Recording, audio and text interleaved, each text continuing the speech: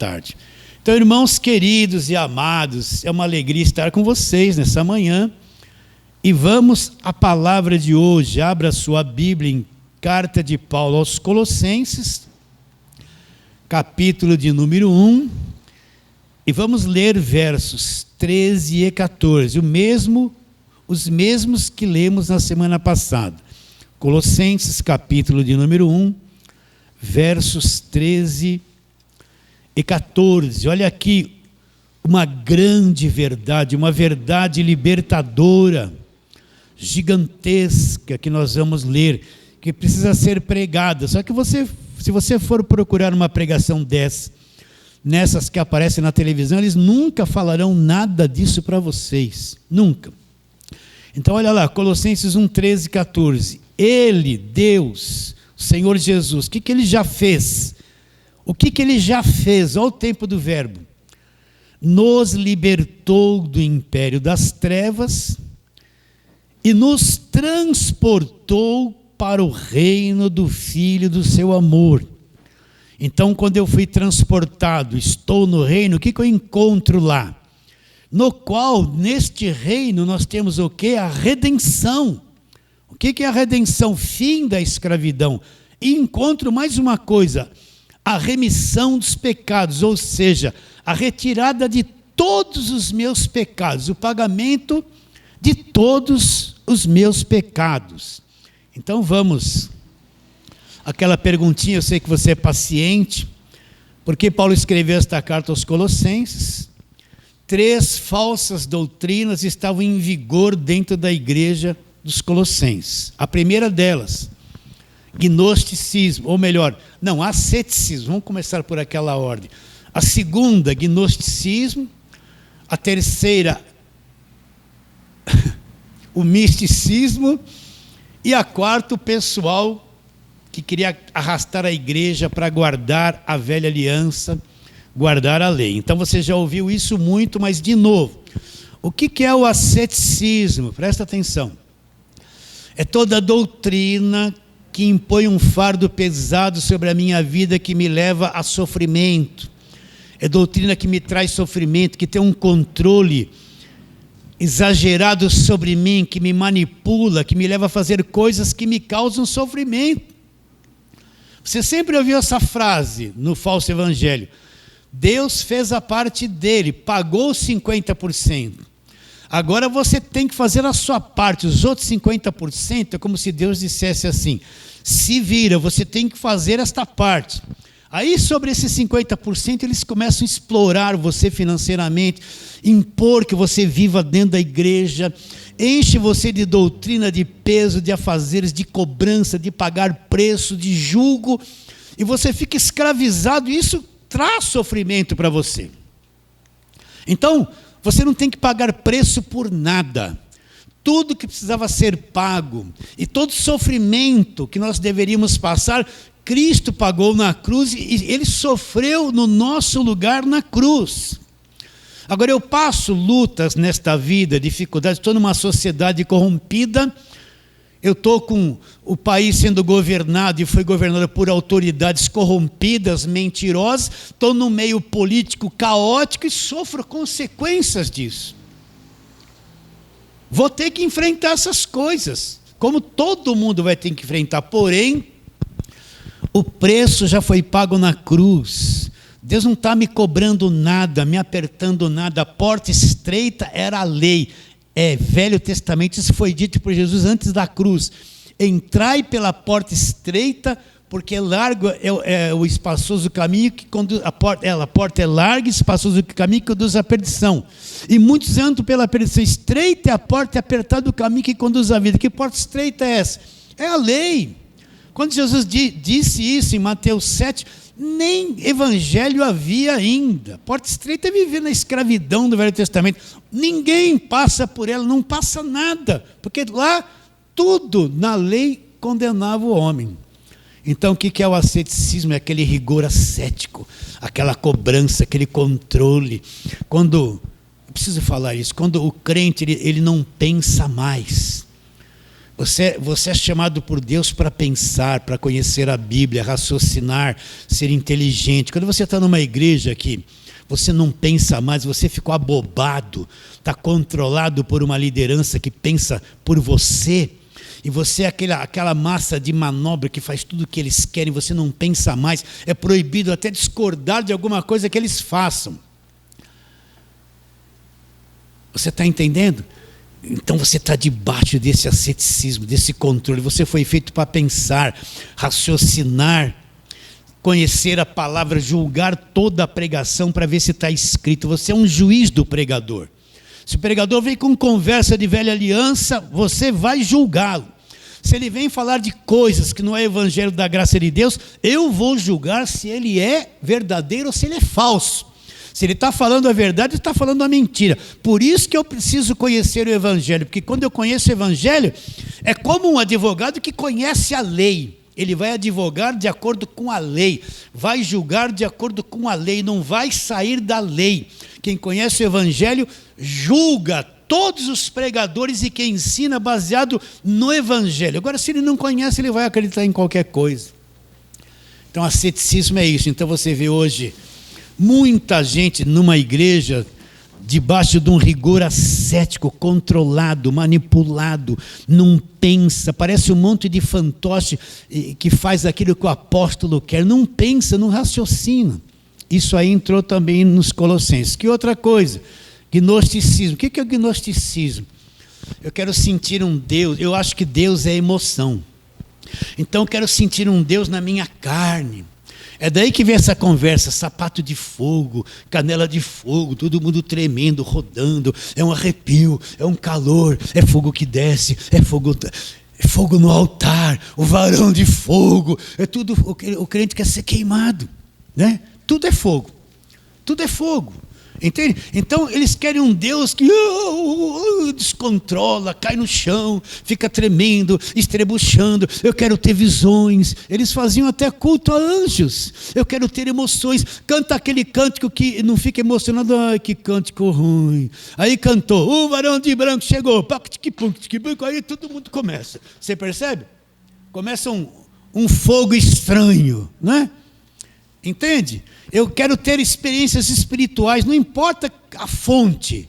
Se eu sentir alguma coisa, uma descarga elétrica aqui, pode ter sido até o diabo, eu vou achar que é de Deus, porque eu estou procurando um Deus que me queima, que me emociona, eu quero chorar muito, eu quero sentir, eu quero cair, e no meio desse reboliço, né, que eles falam, surge aquelas irmãs, rabalabalabala, Deus manda te dizer, você de camisa branca, Deus tem um recado, eu tive uma visão, eu tive um sonho, Deus manda te dizer. Olha aí na internet um monte de que se diz pastora.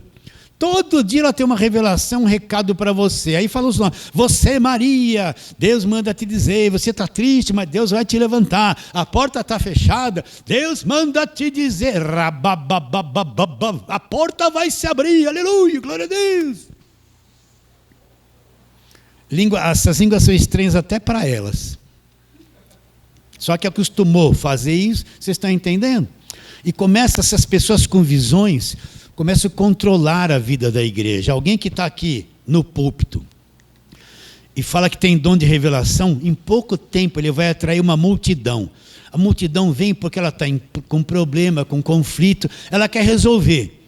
E tem alguém que parece um vidente, que Deus mostra o futuro das pessoas que estão lá para ele. Aí entra uma pessoa velha na igreja, não tem mais revelação, porque ele se cansou dela ali. E quando entra um visitante novo, ele olha assim, se a pessoa está bem vestida, né? Aí lá no meu Deus manda você, o visitante. É assim, é assado, não vai embora. No final do culto eu tenho uma palavra para você, não é isso? Aí Deus me revelou, Deus falou, é isso, é aquilo, e começa a controlar a igreja, controlar a cabeça das pessoas. Acaba o culto, aquela fila, olhe por mim, irmãzinha, olha bem, vê se Deus mostra alguma coisa. A mulher não quer saber nada de Bíblia, quer solução de problema, não lê Bíblia, não aprende nada, mas quer que Deus mostre o futuro da filha, o futuro do marido, o futuro dela. Isso se torna uma praga dentro da igreja. É o gnosticismo. eles têm visões. Paulo fala, ninguém se torna um controlador, um árbitro da tua vida, pretextando humildade, né? Você vai lá, aquela irmãzinha humilde, aquele saião, né? Humilde, oh, que irmão humilde.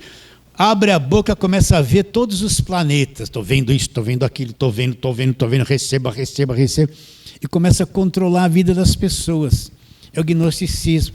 Que outro entrou? O misticismo. O que é o misticismo? É um pouquinho de cada coisa. Você vai num culto, tem um pouquinho da macumba, está tudo lá. Em nome do Senhor Jesus, está lá, né? Aí você vai lá, tem um pouquinho de macumba, um pouquinho de espiritismo, tem um pouquinho do catolicismo e um pouquinho de Jesus. Quem fala assim, Jesus? Você já sabe quem fala isso, né? Essa Jesus, né?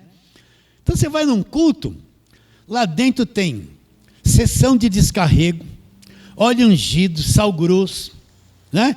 Oração forte, invoca um monte de nome de demônio que vem, a origem é da macumba, não é verdade? Dá um monte de coisa orada, ungida, falando que são poderosas para libertar as pessoas, faz as pessoas andarem em corredor de sal grosso, né? Tira até o sapato e fica um monte de gente lá para tomar o passe. Sui, põe a mão na... Tudo assim, sui. Tudo tem que sair, porque todo crente lá é encapetado. Tem mal nele, ele vai passar no corredor de sal grosso e sui, em nome de Jesus, sui. Vocês estão entendendo o que eu estou dizendo? Então você vê isso dentro da igreja. Agorada, sal grosso, rosa ungida, tudo que se fazia na macumba, trouxeram para dentro da igreja. É o misticismo. E dentro desse misticismo existem os grandes exploradores da fé. Quem são os exploradores da fé? Posso ser sério hoje aqui? Agora mesmo você está vendo uma campanha na televisão, tem um tal de apóstolo aí. Ele só precisa de 100 mil pessoas, só 100 mil, para dar R$153, só 100 mil. E no outro vídeo ele está conclamando o povo a contribuir sempre com R$1.000. Aí ele vai receber, se ele contribuir com R$1.000, ele vai receber uma toalhinha dele e o carnezinho dos R$1.000. E aí ele fala assim, mas você vai falar para mim, eu não tenho nada, com você mesmo, você que não tem nada, para você ter alguma coisa, você tem que ter fé e me dá esses R$1.000. É isso, esses exploradores da fé que quer tomar o dinheiro das pessoas, que exploram as pessoas, fazem falsos milagres, está tudo dentro desse misticismo. Você já identificou isso? Você já percebeu isso? Olha o que eu estou te dizendo. Olha o que eu estou te dizendo. Essa gente não prega o evangelho, não fala nada da graça de Deus, não exploram o que foi feito na cruz, eles escondem. Eles pregam a igreja deles, os falsos milagres que eles fazem, para arrastar as pessoas atrás deles. Eles ficaram milionários fazendo isso. Tem que ser dito essas coisas. E não somente isso, a igreja deles se tornou partido político. A igreja deles partido político também. Isso aí entrou na igreja. Não sei se no apóstolo Paulo tinha um partido político, mas hoje nós temos. E que outra coisa entrou na igreja? Eu não vou ler os textos aqui para ser mais rápido. O pessoal da lei. Então Paulo diz, ninguém vos julgue por causa de comida, bebida, de lua nova, de festas, de sábados, porque tudo isso tem sido sombra das coisas que haviam de vir. Porém o corpo é de Cristo. O que Paulo está dizendo? Isso aí são as coisas que se praticavam de acordo com a lei. Então uma coisa que você tem que entender, para você entender o evangelho com clareza, você tem que saber que a velha aliança acabou na cruz. Não leve a mal de insistir nisso. A velha aliança, a lei de Moisés, o tabernáculo, o templo, as festas judaicas, o dízimo, os sacrifícios, tudo aquilo acabou na cruz. Velho Testamento é a história do povo judeu, é judaísmo. A forma que Deus agia com aquele povo era baseado na lei. As promessas que Deus fez para aquele povo é para se eles cumprissem a lei. Quando Cristo vem, Cristo é o Cordeiro perfeito, ele vai ser o último sacrifício da lei. Quando ele morre na cruz, derrama o sangue dele, ele cumpriu a lei, o fim da lei, acabou a velha aliança, o fim da lei é Cristo para a justiça de todo aquele que acredita. E ele estabelece, antes dele ir para a cruz, a última Páscoa, ele falou o quê? Este pão é meu corpo que será partido por vós. Depois ele pega o cálice e diz o quê? Este cálice, olha, é o novo testamento no meu sangue. Vai começar um novo testamento. A velha aliança vai ter fim. Falta pouquinho, eu vou para a cruz. Este cálice é o novo testamento, uma nova aliança no meu sangue. Começou a nova aliança. Daí para frente é que eu vou entender o que é evangelho. Então, não adianta viver debaixo de Velho Testamento, com as doutrinas do Velho Testamento. As doutrinas, de onde vêm? As campanhas, os votos, sobe monte, desce monte, essa parafernália de mentira que se prega hoje. Todas as doutrinas falsas do Velho Testamento. Sacrificar tudo, ser obrigado a dar dízimo, votos, maldições, tudo vem da velha aliança, que acabou na cruz. Então a igreja que vive presa no Velho Testamento está debaixo de maldição. Volta para a lei e anula aquilo que é a cruz de Cristo. Então nós vivemos numa nova aliança. Para mim ter clareza sobre isso, preciso conhecer as cartas de Paulo. Paulo falou em Gálatas capítulo 1, o evangelho que eu prego eu não aprendi e nem recebi de homem algum. Ele não foi aprender com Pedro, Tiago, João, mas foi mediante revelação de Jesus Cristo. Então o próprio Cristo abriu o entendimento de Paulo e revelou o evangelho para ele, o evangelho da graça de Deus. Se você for ler Pedro, falou alguma coisinha da graça, mas você vai ver que o entendimento dele era pequeno. Se você for ler Tiago, Tiago falava que o homem é salvo também por obras, só fé não é suficiente, era salvo por obras. Sem obras a tua fé está morta. Paulo falou que você é salvo pela fé, independente de obras. Se você for ler Judas, quase não vai entender, né? Vai ler 1º, 2º, 3º João. João falou o Cordeiro de Deus que tira o pecado do mundo.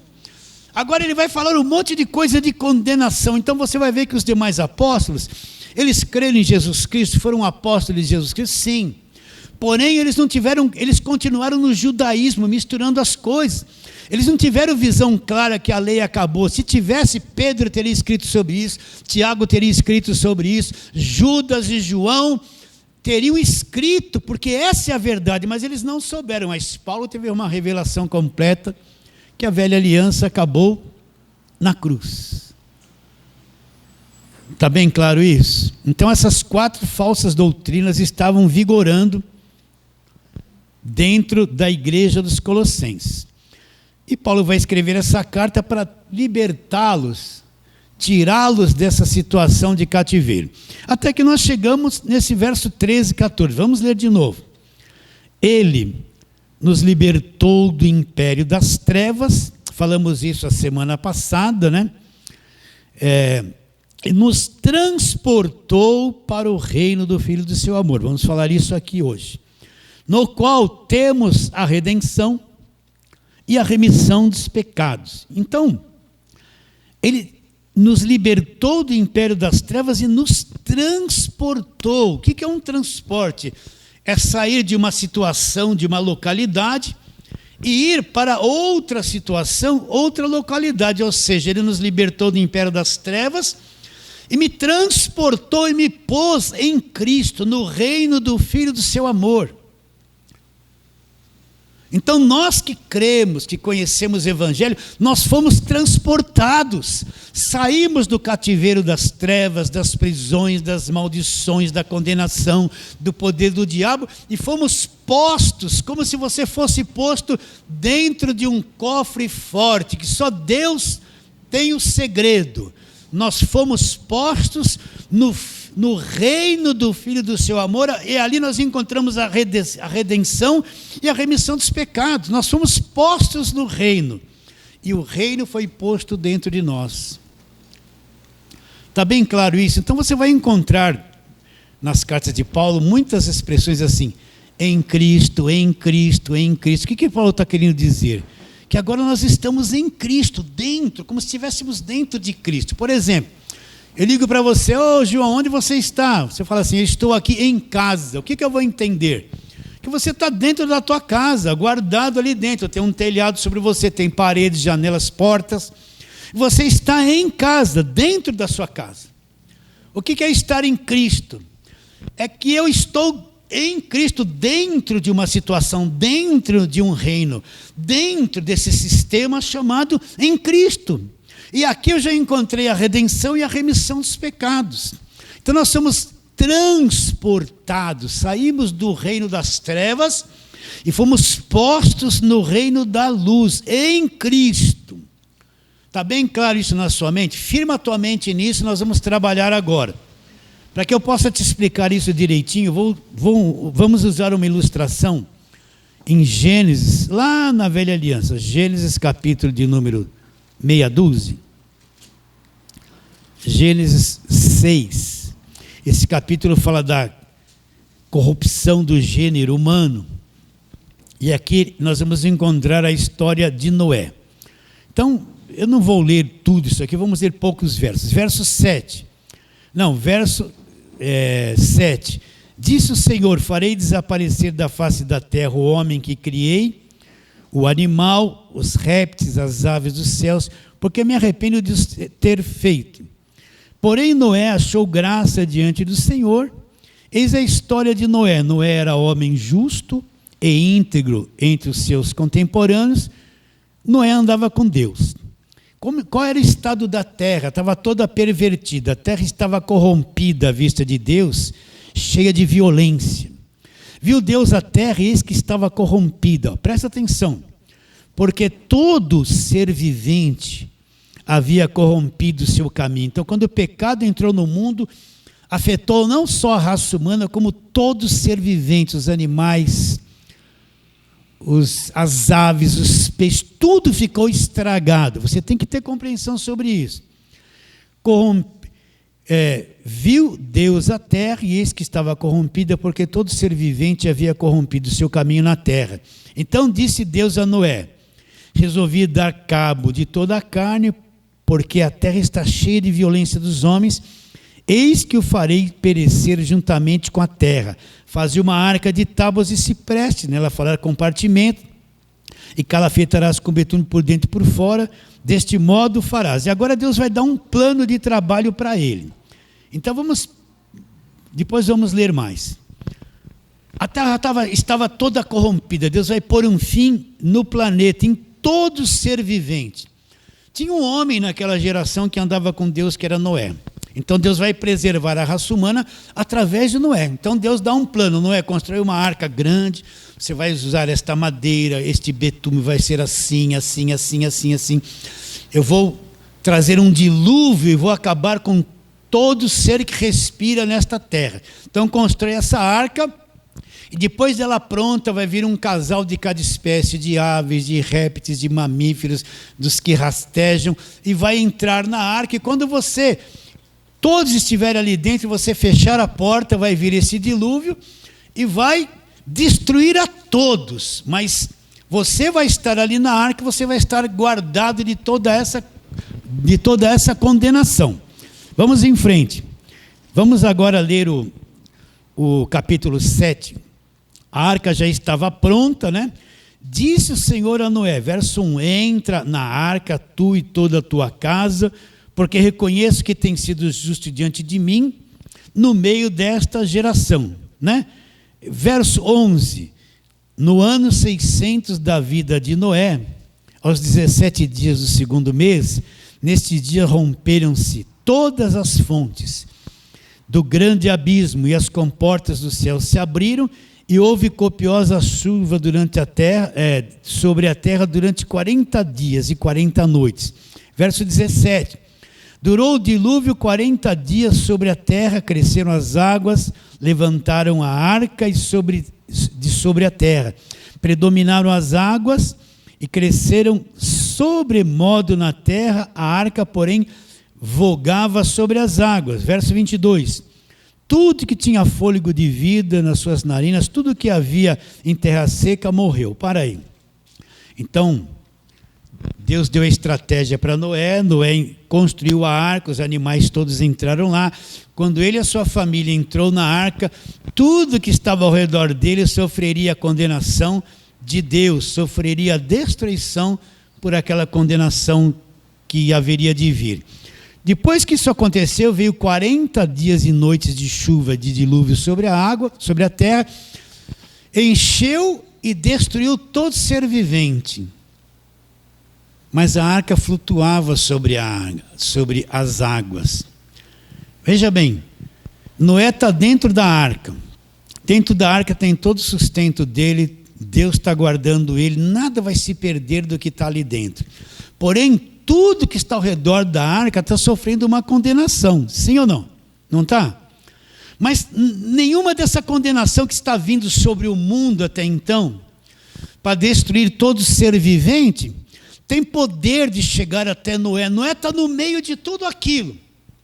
Mas ele está num lugar chamado arca, e ali no meio de tudo isso existe uma arca que é guardada pelo poder de Deus, e nada pode tocar nessa arca. Nada podia subjugar a arca, nada podia destruir a arca, nada podia afetar aqueles que estavam dentro dela. Você está enxergando isso comigo? Então, todo mundo está sendo condenado. Ele está no meio da condenação, porém tem um pontinho no meio de tudo isso que se chama arca, e é intocável, e não vai sofrer a condenação, e vai passar por cima de toda a condenação, e não vai ser destruída, e vai ser salva de toda a destruição. Tinha algum poder para destruir a arca? O diabo estava feliz da vida nesse tempo aí, né? Ele reinava, a cruz não havia acontecido ainda. O diabo tinha poder para trocar a arca? Não. O diabo tinha poder para trocar em alguém dentro da arca? Não. O diabo tinha algum poder para fazer mal para a arca? Não. Era indestrutível, a arca era indestrutível, os que estavam dentro dela eram pessoas guardadas pelo poder de Deus, e nada aconteceu nem na arca, nem naqueles que estavam dentro dela. Aconteceu alguma coisa de mal? Não. E eles prevaleceram, e Deus deu continuidade na raça humana através de Noé. Essa arca é um tipo disso, estar em Cristo. Cristo é a nossa arca do Evangelho, nós estamos dentro dele, libertos do império das trevas, transportado para o reino, no qual estamos no reino. Então, Cristo é a nossa arca. Nós estamos no mundo, no lugar de condenação, no lugar pervertido, mas estamos em Cristo nesta vida. E assim como tudo ao redor estava desmoronando, tudo ao nosso redor está aí também, mas eu estou em Cristo e nada pode me tirar de dentro da arca. Cristo é a minha arca da nova aliança. E não vai me afetar, e não tem poder de diabo, poder de estreba, poder de macumba, olho gordo, essas parafernálias que trouxeram da macumba para a igreja. Não, nada podia tocar na arca, e mesma coisa, nós estamos em Cristo eu estou na arca. E nada pode subjugar e tocar naqueles que estão em Cristo. Nós somos salvos, guardados pelo poder de Deus. O mundo está aí, as trevas estão aí, nós estamos no meio disso, porém nós estamos em Cristo. E nada pode nos tirar de estar em Cristo. Você acredita nisso? Nós somos transportados e postos no reino. Então, recapitulando, alguém podia tocar em Noé? Não. Tinha algum poder de anjo, de demônio que podia fazer mal para Noé? Não. Tinha alguém que podia tocar nos filhos de Noé? Não. Tinha alguém que podia matar os animais? Não. Por quê? Porque Deus guardava pelo seu poder, aquilo era indestrutível. Então o Evangelho é uma coisa tão poderosa que nós somos transportados, postos em Cristo. E o Cristo é a nossa arca do Evangelho, estamos guardados ali dentro. Nós não estamos preocupados com condenação, com morte, com desgraça. Pastor, eu posso sofrer um acidente? Eu estou nesse mundo, posso. Eu posso ter menos dinheiro, ficar super apertado? Eu posso, isso não quer dizer que eu estou debaixo de maldição, gente. Eu sofro as mesmas coisas que a sociedade sofre, porque eu estou nesse mundo caído, mas estou guardado pelo poder de Deus, estou dentro da arca. Cristo é a nossa arca no Evangelho. Está bem claro? E como é que a gente pode entrar na arca, né? Então vamos começar a trabalhar agora. Ficou claro essa ilustração na tua mente? Está bem? Entendeu claramente isso? Entendeu? Nós estamos em Cristo. Então vamos começar a trabalhar. Vamos lá, primeira carta de Paulo aos Coríntios. capítulo de número 1. Primeira carta de Paulo aos Coríntios, capítulo de número 1. Aliás, desculpa, capítulo de número 4. Primeiro aos Coríntios 4, vamos ler versos 14 e 15. Vamos ver uma coisa aqui. A minha oração nesse momento é que todos que ouvirem esse arroz com feijão, essas simples palavras, lá pelas redes sociais, eles entendam isso. O entendimento deles sejam abertos, os que aqui estão e de todos os que vão ouvir e receber esta palavra. Primeira carta de Paulo aos Coríntios, capítulo 4, versos 14 e 15. Olha lá. Não vos escrevo essas coisas para vos envergonhar.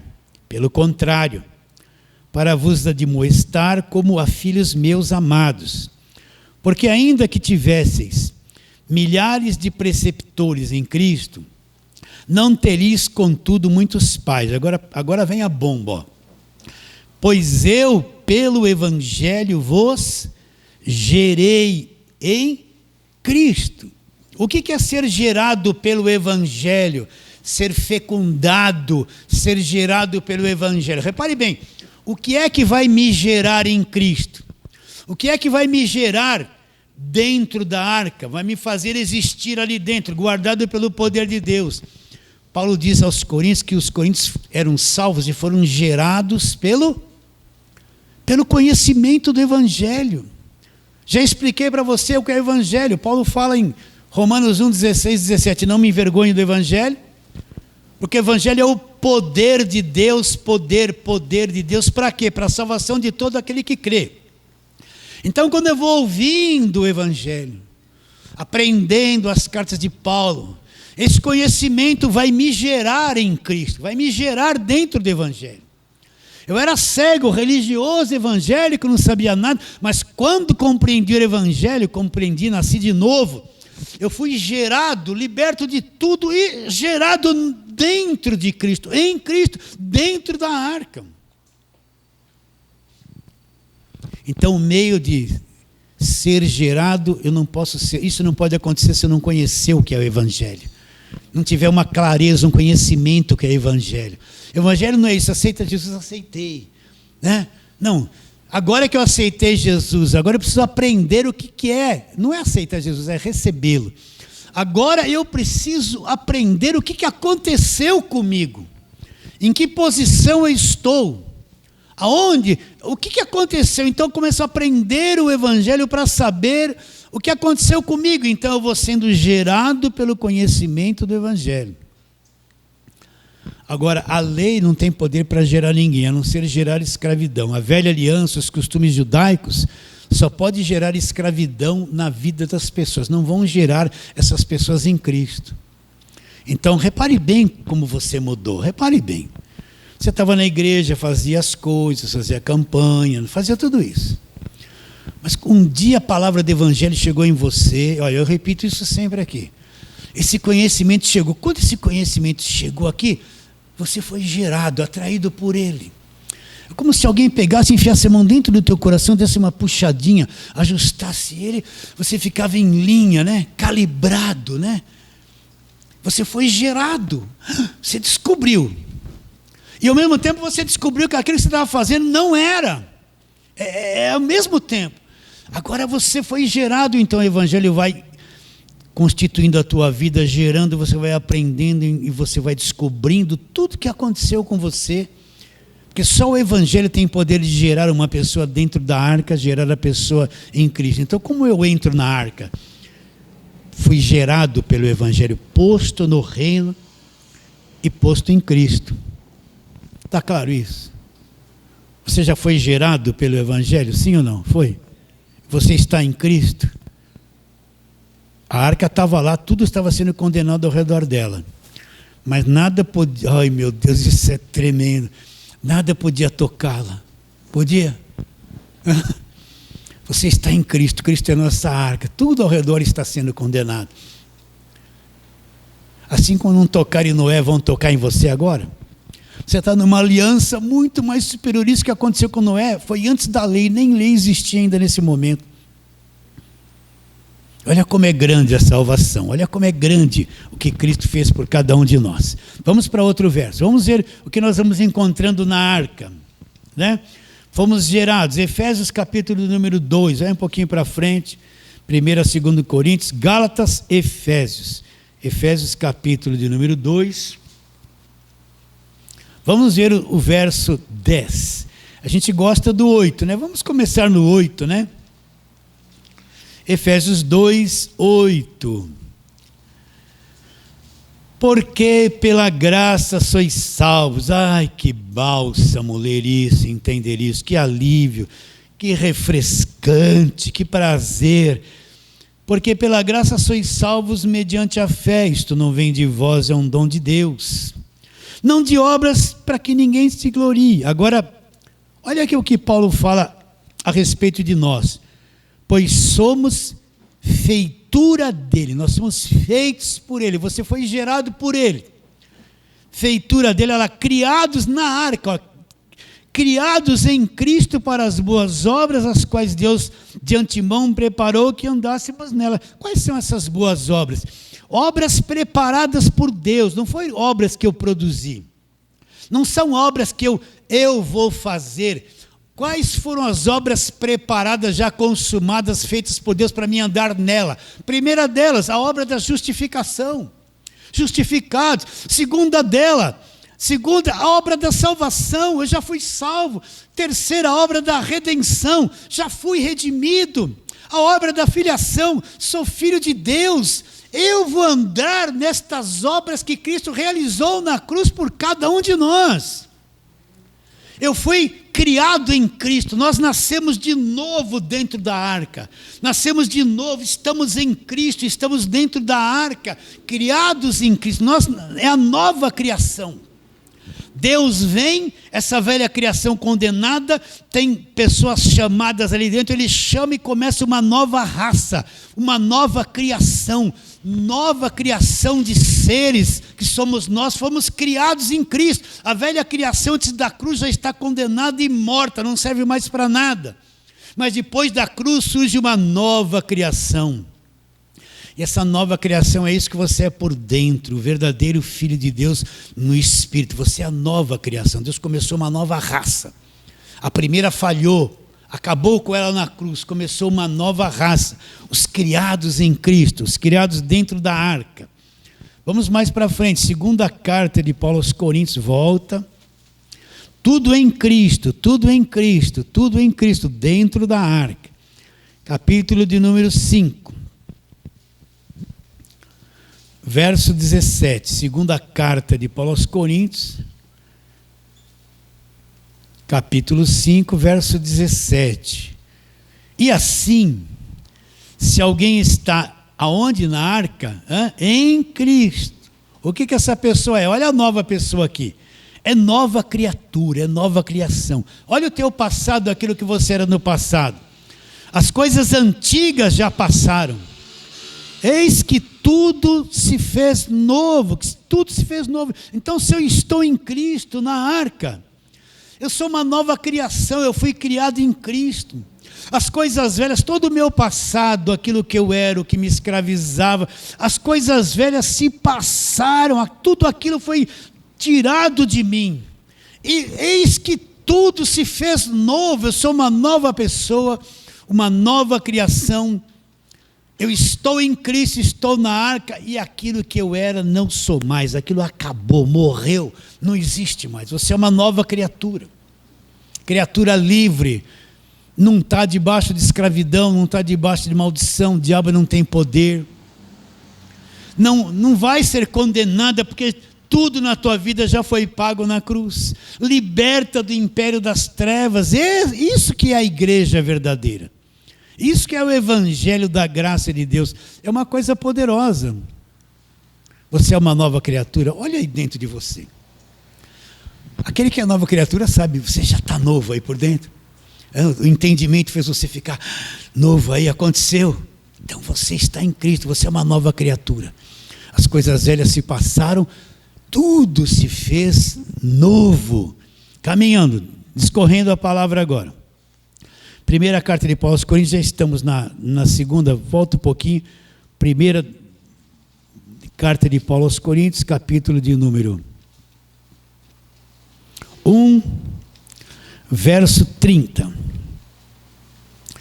1 aos Coríntios 1, 30. Agora, mas vós sois dele, olha, nós somos dele.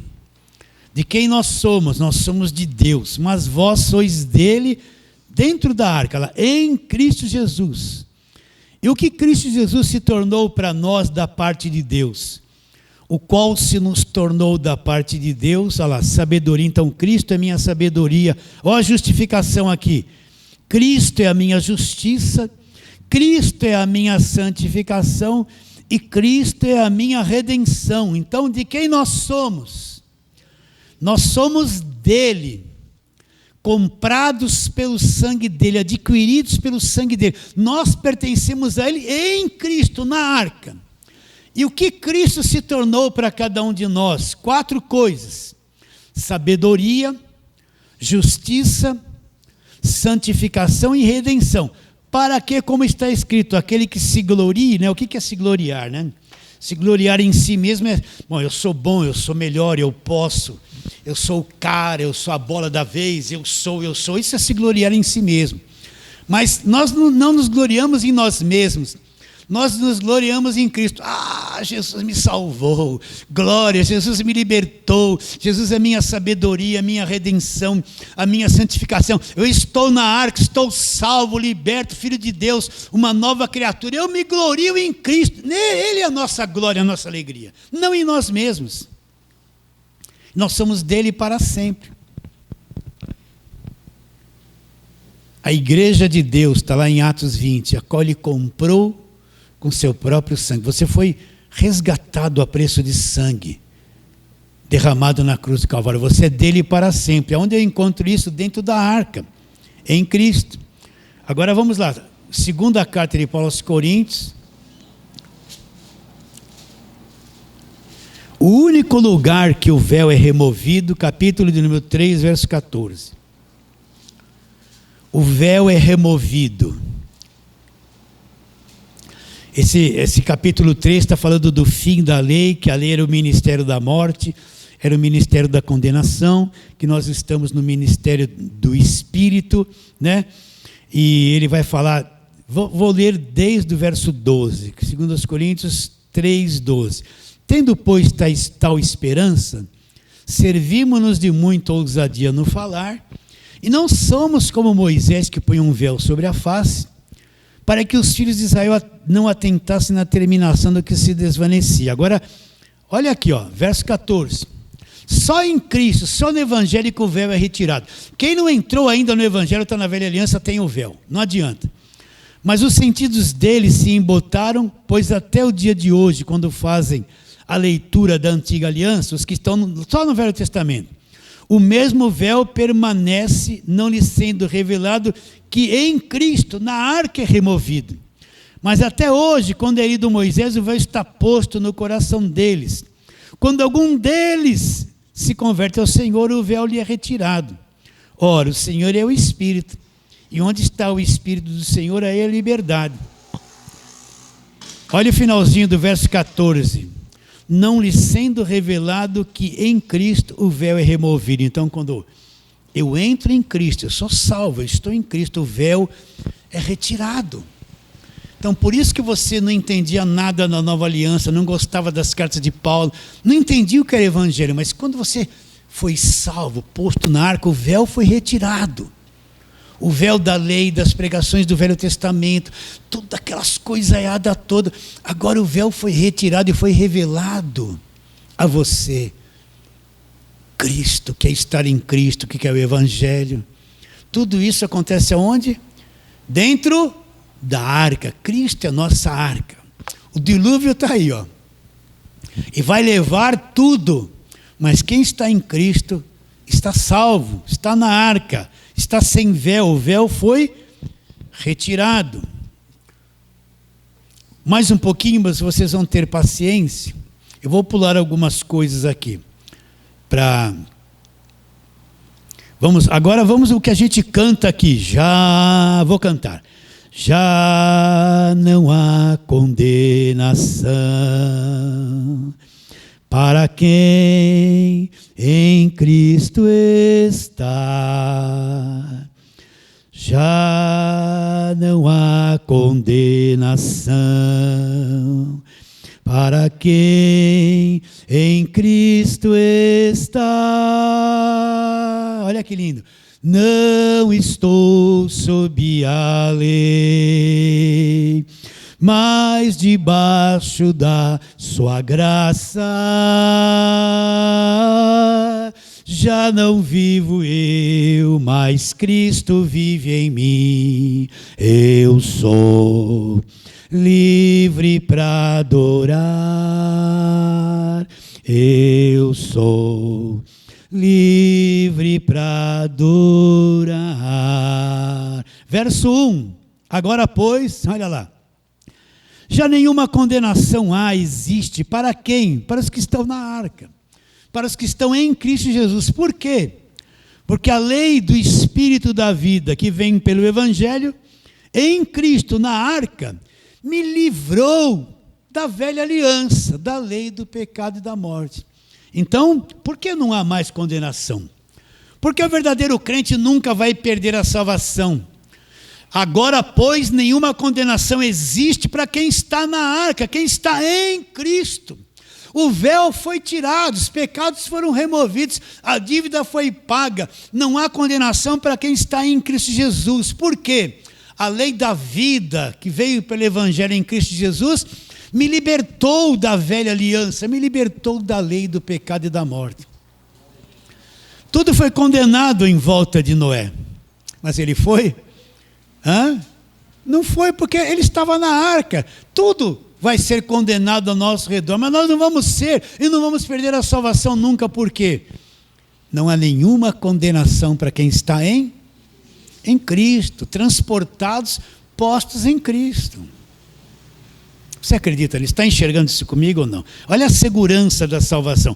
Olha como o Evangelho não é uma coisinha fraca, pequena, frágil, né?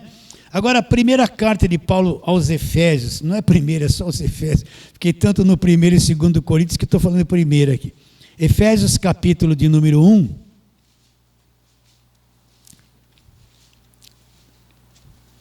Verso 3.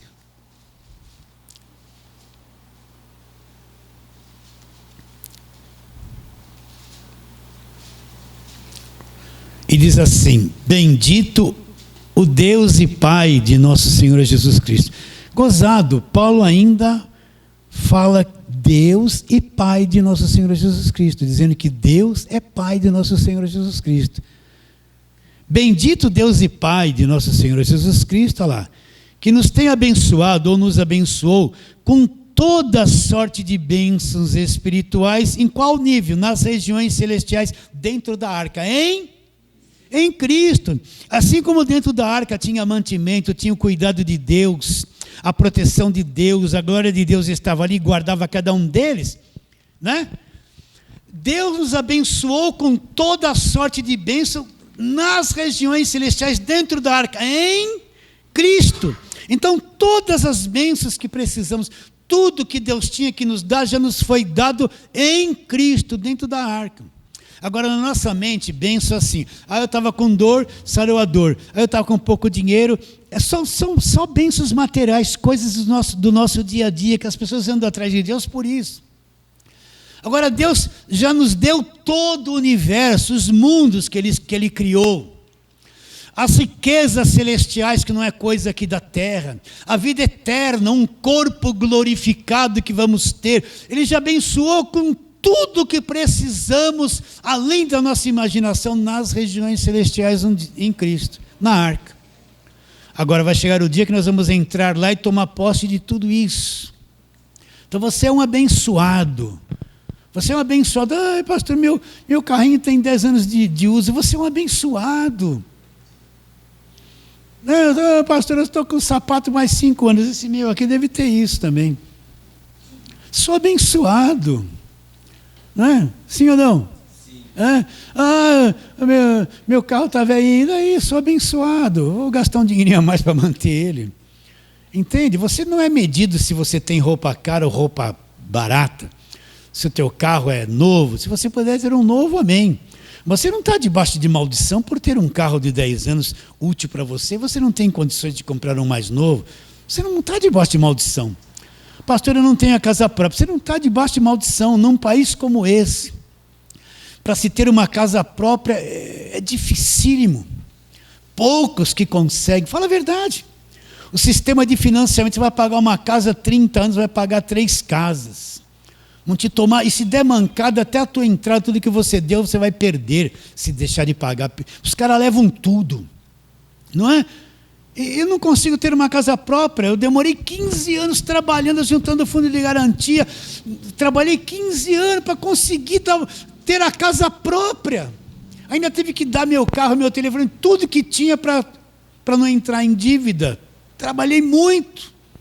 Tem gente que conseguiu com mais facilidade. Mas não é porque você não tem casa própria que você está debaixo de maldição. Esse evangelho da prosperidade é uma farsa. Se fosse assim, todo mundo tinha que estar rico. Quanto tempo você está na igreja? 15 anos. Então você tinha que ser milionário. Está 15 anos na igreja e não ficou rico ainda? Ainda não tem empresa, de acordo com o que eles falam, então você é um fracassado. O evangelho, mas não é, meus irmãos. A maior parte do povo de Deus não é rico. Fala a verdade. Quem tem aqui vários milhões aqui? Você pode ter algumas coisas, mas quem aqui tem 10 milhões guardados na poupança?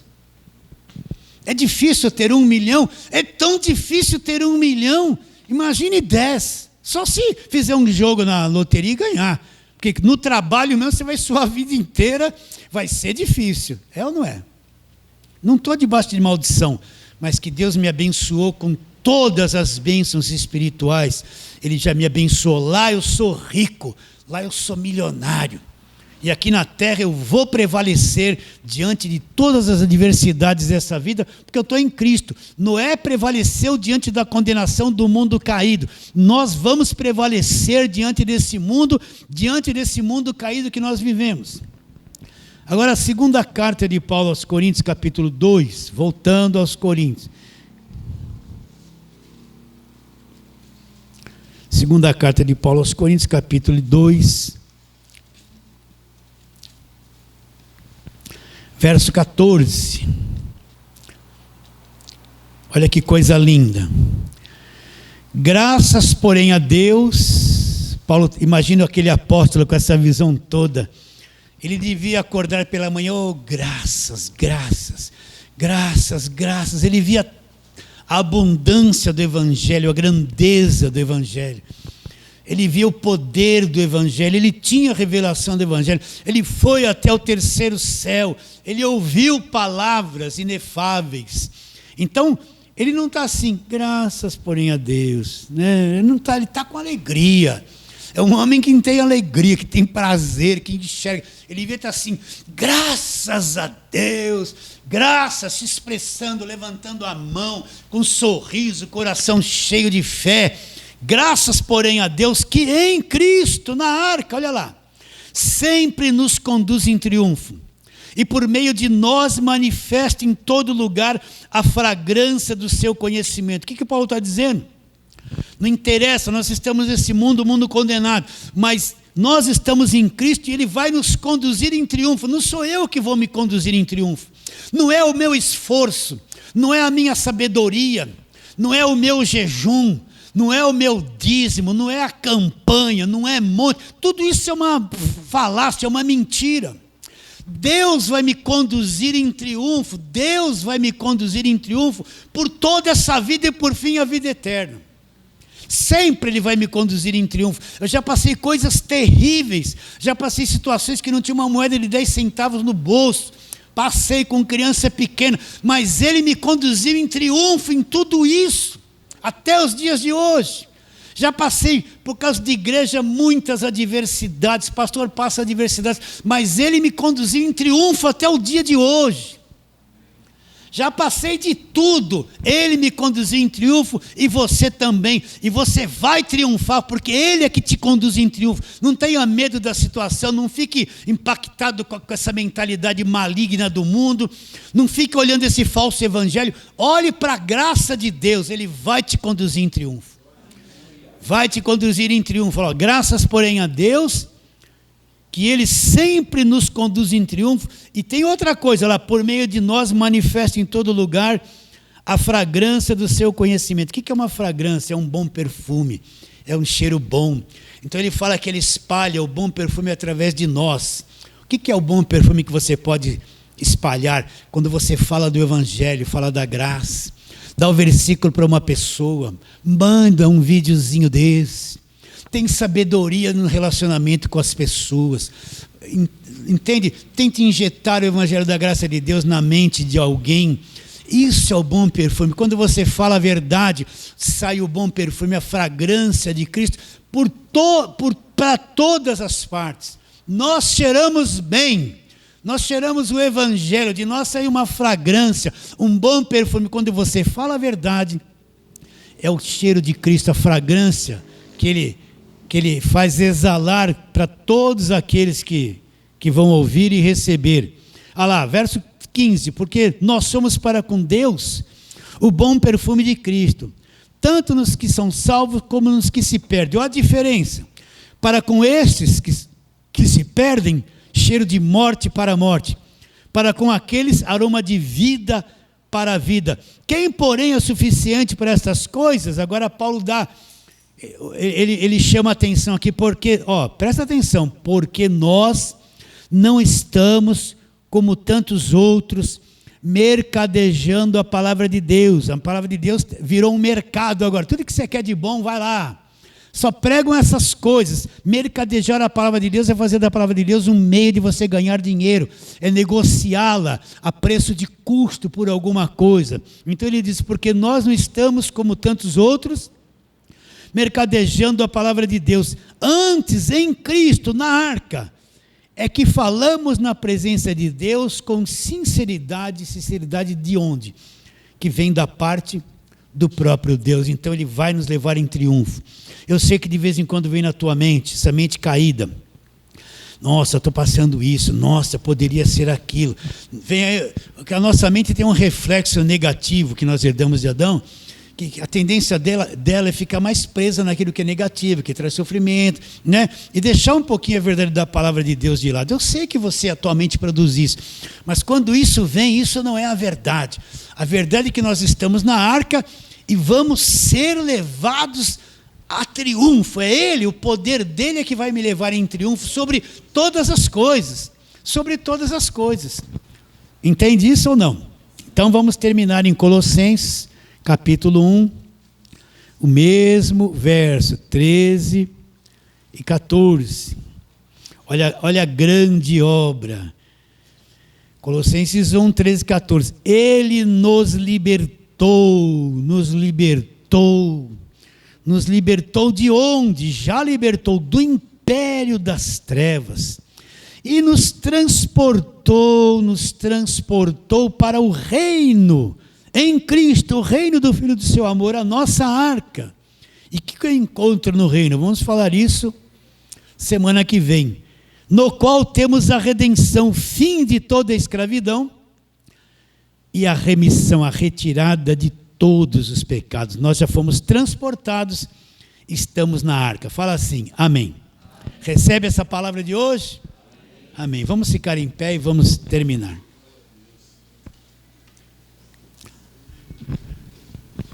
Vamos orar, feche os teus olhos e vamos orar. Senhor, queremos te adorar em espírito e na verdade, Senhor.